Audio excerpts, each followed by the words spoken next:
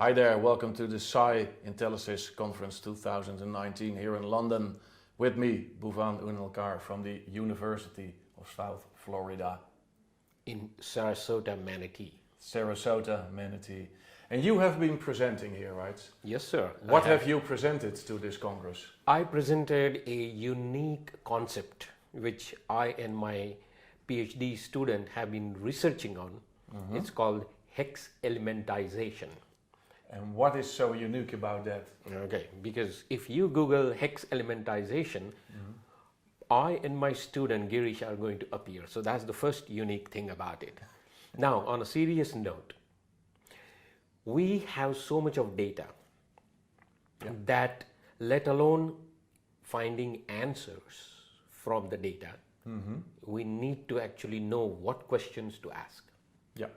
So we want the data to help us with insights that we don't even know exist. So to do that, the analogy is atoms.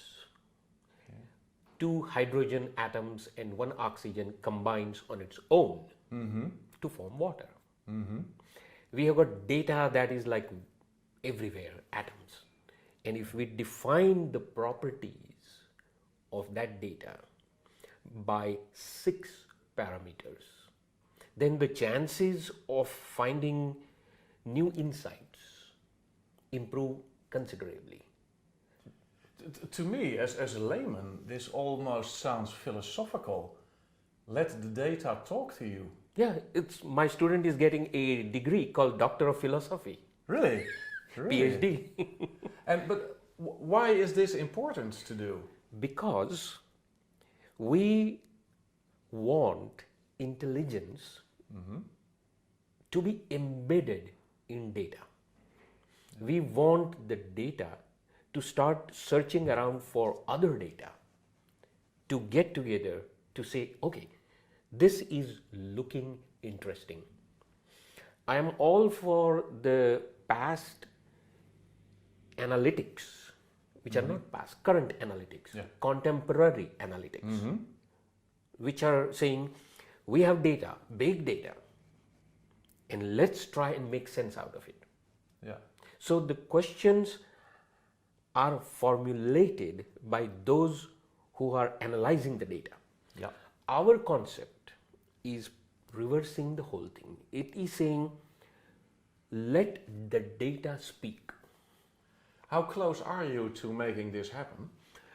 Theoretically, much closer, because we have experimented, we have surveyed, we have queried. We find that nature has hex in it, honeycombs, beehives, and many such structures in nature are hexadecimal, are hex, sorry. Can we make the data descriptions, the parameters, hex? And there is nothing wrong with having 7 or 8 or 100 parameters, but the sweet spot for intelligence in a large set of data appears to be 6 parameters per data point. That's our work. What at this point in time is your biggest challenge? It's experimentation from a research viewpoint, from the environment in which we are researching. We've got high volume, high velocity, lots of variety, and very challenging veracity. So 4 V's of big data. Large data, continuously getting pumped with more and more data. One flight across the Atlantic or Pacific produces 1 petabyte, that is 1,000 terabytes of data. So that's our challenge.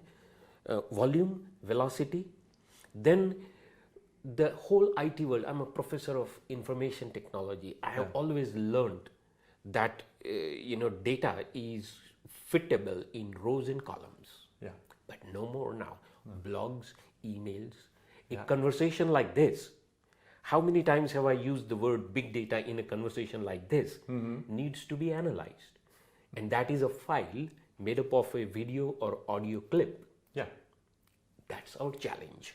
The volume, velocity, veracity, and whatever the fourth V is, the 4 Vs. At the end of this all, at some point you will have cracked the code. What is your big dream? The big dream is to have a protocol on top of TCP/IP, which is the generic protocol for the internet, so that as we pump large amount of data, the analytics starts happening automatically. And even if the business decision makers don't know the questions, the data is popping up answers. That's our big dream. And that is something that is patentable. That is something that can be used to optimize queries. Now, if you ask a question to an airline or a bank, the answer is not coming from a person. No. So you have 4 tiers or 4 levels there. Yeah. The outermost, which is the most common question, is my flight on time. Yeah. To the complex ones saying, I am going to miss my connection. What do I do? now? Yeah. So this Hex-Elementization will find applications in various business applications, at least that's what our aim is, wherein answers are provided before questions are asked. That is an interesting thought. And for my profession is asking questions. I can't wait until the answers come before the questions. You will never be replaced, sir. I'm not saying that. I always insist on saying artificial intelligence is called as such because it's artificial. Yeah. And I have no problems in using artificial intelligence, self-driving cars or medical procedures. It still needs human intelligence. And so your profession is safe. Thank you. On that comforting thought, I say thank you. And if you want to see more interviews like these, please go to the PsyConferences website and take a look around, or maybe visit one of the upcoming conferences. Bye-bye.